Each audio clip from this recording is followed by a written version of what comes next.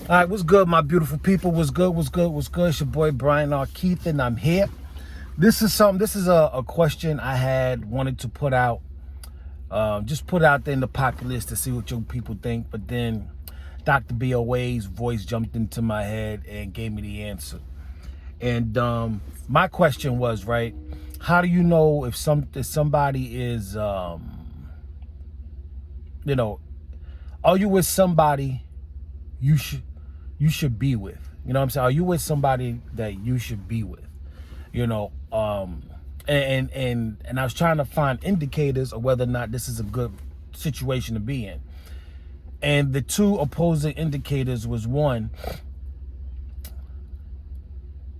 feeling anxious. You know what I mean? You seeing somebody, or the anticipation, being anxious, nervous. I don't know if you call it butterflies. You know what I'm saying? Or, kind of making you feel on your toes, maybe borderline jittery. Or the other side of it, someone who puts you at someone who keeps you comfortable, keeps you at ease, soothes you,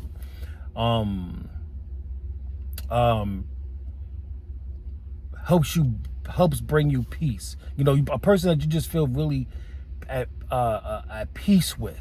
You know what I mean? Like almost being a lamb in their lap. You know what I'm saying? If you could understand that, anticipate having that anxious nervousness, anticipation to see somebody, almost like a puppy at the door when its owner's about to when he hears the keys jingling at the lock, or someone who's, when you walk in the door, hey baby, someone who keeps you comfortable. And the reason why I say that is I know, like I said, I've dealt with many women, and all types, all kinds, nationalities a bit. I would say the kind of person I was, I think that if I wasn't with my wife, I wouldn't have straightened up. You know what I mean? And I think that's God's doing. He put somebody in your life that will force you or encourage you to go into a certain direction. A lot of times we can hear the messages, but they could be ignored because of the messenger. So because of our immaturity, we might react to certain things because of the way that they came, if you can understand that. If I had a good girl, which I know plenty of good girls, if they had say, well, Brian, do this, that, and the third, who tried to interject some positive things, positive directions, positive suggestions, I might not have reacted to them at a certain time. Whereas with my wife early on, because I wanted to be there, her actions and my reactions forced me to level up, in a sense. Not necessarily man up, but I would say level up and focus on the task at hand. And now those motivations might have been good, and they might have been bad too. Meaning at the same time, she could have been shitting on me, so whatever, right? But it motivated me to level up. And for me, I will call that the anxious side. But where I'm at right now in my life, I need someone who's gonna not keep me anxious. I'm anxious enough. I need someone who's going to comfort me. I think I'm mature now at that point to be comforted. Now, as I struggle with these ideologies going back and forth, Dr. BOA's voice jumped in my head, and he said that's some beta man, sit man, gina thinking, that to even think either way. Because at the end of the day, in the spirit of Dr. BOA, and I have to concur and co-sign, is that who cares? If you're a man on your purpose, you don't have time. You don't have time to have your feelings all caught up in whether she comforts you or she makes you anxious. Who cares? And you should be a man on your purpose. Your mind should be more on, this is the plan, this is the direction I'm going, are you coming or not? You understand what I'm saying? Now, I'm good with you keeping me comfort and bringing me peace, which is what I need, and your assistance on reaching this goal, the short term and the long term. But at the end of the day, if you're a man on your purpose, feelings shouldn't be entertained. And that's the answer. That's the answer. On my way here to the parking lot, on my way to work, Dr. B.O. This is why I keep a steady flow of red pill, Manosphere, interaction going on. Just like I look on YouTube for a lot of different things, entertainment. I don't even watch TV as much. I can dial in the lesson that I want to receive.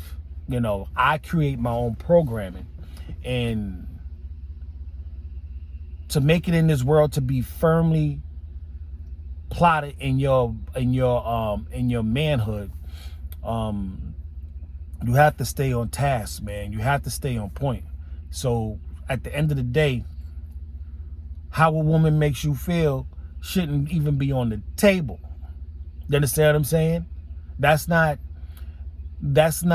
your place. It really is her place to make you feel that she should be wanting to secure her position in your life, because you're a man on a mission, and she has to find a spot, in that plan.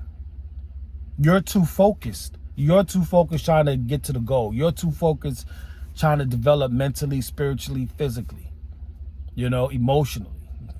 And as they say, it should be less emotions, because emotions confuses things. I kind of like being nice off my cognac and stuff like that, because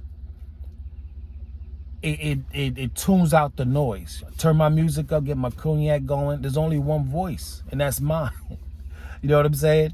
When I'm down here and I'm there's a lot of interference. You know what I'm saying? When you're dealing with low level, low frequency shit, there's a lot of noise. You know what I'm saying? So this is why I listen to the Dr. BOAs and the O'Shea Duke Jacksons and the Coach Greg Adams, Coach Red Pill, my man Black Ram 313. I keep a steady rotation of that, and a few others, but a steady rotation of that, because I need to be reinforced. I can allow my headspace to be filled with nonsense, to where it's bring me to contemplating these questions of, is she comforting me, or she's making me anxious? You know what I mean? These are hurdles that I'm seeking. What I need and what I'm seeking is coming from is I'm going into a direction that the answer's not there. You understand what I'm saying? It's a waste of time, a waste of energy. That's not where I should be looking. I should be looking in here and going out there and getting it. And I don't have time to be thinking about how she's making me feel. That's her job to figure out how she's going to make me feel. You understand what I'm saying? And the position she's going to have in my life, that I will allow her to have in my life. And that's how I should be thinking. Not this beta male, sit mangina shit. And I have to thank Dr. BOA on that, because in this case, his voice jumps in my head and says, what are you even talking about? So, that's not even the topic of conversation. I should be thinking about how am I gonna get the next $1,000. You know what I'm saying? What's my 5-year, 10-year plan?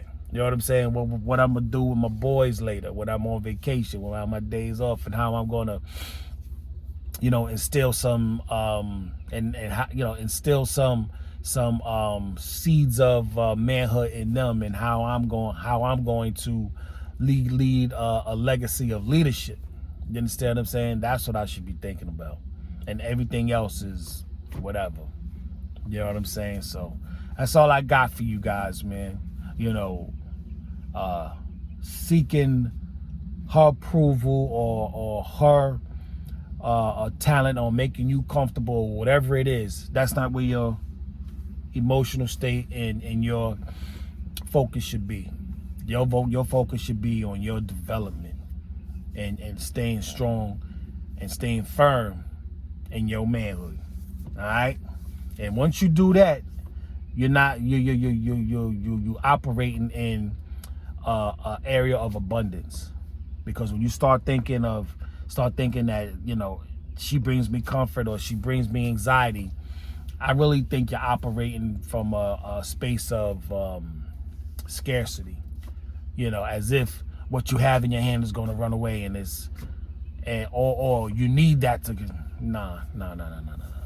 We not thinking like that. We're not doing that.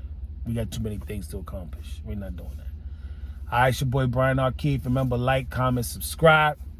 Remember, be proactive, be productive, and most definitely be positive. This is why I watch my guys to be proactive, so I don't get lost in silly thoughts like that.